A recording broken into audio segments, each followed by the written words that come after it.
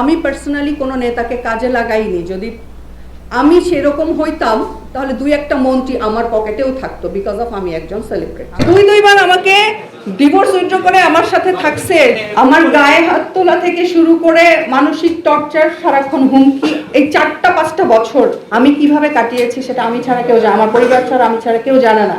একটা সরকার 15 বছর ধরে ক্ষমতায় ছিল, আমি একজন ছোটখাটো হলেও তো সেলিব্রিটি। আমাকে বিভিন্ন প্রোগ্রামে অনেক সময় ডাকতো, যেতাম, অনেক সময় যেতাম না। আমার বাসার সামনেই রোড শো হতো, আমাকে মিডিয়ার কিছু আমার কলিগরা ডাকতো যে তোমার বাসার সামনে হচ্ছে, আসো। তখন হয়তো 2-1টা প্রোগ্রামে আমি গেছি, যাওয়ার পরে গ্রুপ ছবি, ওখানে যেই ছবির কথা আপনি বলবেন ওই গ্রুপ ছবিরা আপনারা দেখেন, আরও অনেক আর্টিস্ট আছে এবং রিনাউন্ড আর্টিস্টরা আছে আমার সঙ্গে। আমি একা না, এবং আমি পার্সোনালি কোনো নেতাকে কাজে লাগাইনি। যদি আমি সেরকম হইতাম তাহলে 2-একটা মন্ত্রী আমার পকেটেও থাকতো, বিকজ অফ আমি একজন সেলিব্রিটি। আমি সত্যটা জানাতে এসেছি মানুষকে।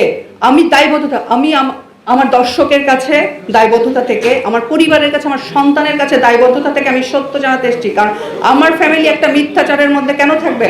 আমার সন্তানের মা একটা মিথ্যাচারের মধ্যে কেন থাকবে?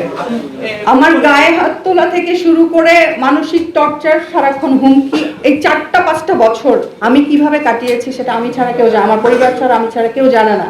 অলওয়েজ আমাকে হুমকির মধ্যে রাখতো। ধরেন আমার ফোন ধরতে দেরি হয়েছে, আমি ওয়াশরুমে অথবা আমি নামাজরত অবস্থায়, আমি ফোন ধরতে না পারলে সে আমাকে হুমকি দিত। সে দুইবার আমাকে ডিভোর্স উইথড্র করে আমার সাথে থাকছে, ওইসব কারণেই তো। হ্যাঁ, মগেদের আমলে তো সবই হইতো। আমাকে যে এলিগেশনসটা আনা হয়েছিল, যে মামলাটা আমাকে দেওয়া হয়েছিল, ওই মামলাটা কি হয় স্ত্রীর বিরুদ্ধে? স্ত্রীর বিরুদ্ধে হয়।